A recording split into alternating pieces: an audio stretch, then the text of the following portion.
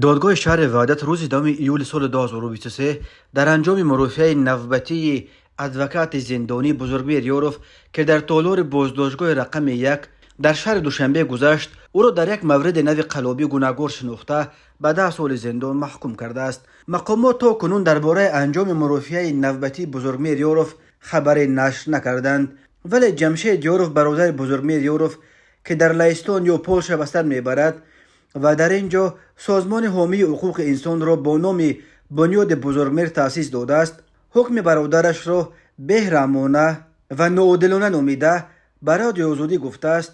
بزرگمیر ادوکات نداشت و از بس که مرافعه پوشیده گذشت از جزئیات مرافعه خبری نداریم. خبری که دسترس کردیم این است که از این 10 سال زندان 2 سالش را در بازداشتگاه پوشیده و 8 سال باقی مانده را در محبس یاوان ادا خواهد کرد. به گفته جمشید یوروف در روز اعلان حکم نزدیکان آنها را دعوت نکردند.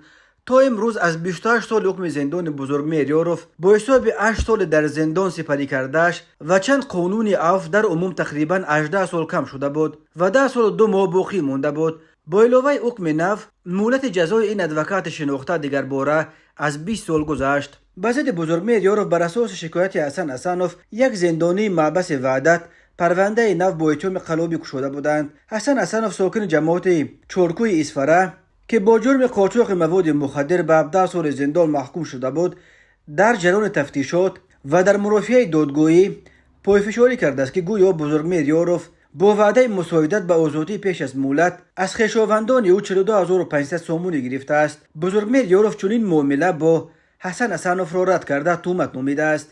بزرگمیر یوروف پرونده‌هایش را صرف سیاسی و تعقیب برای اجرای وظیفه کسبیش می‌شمارد.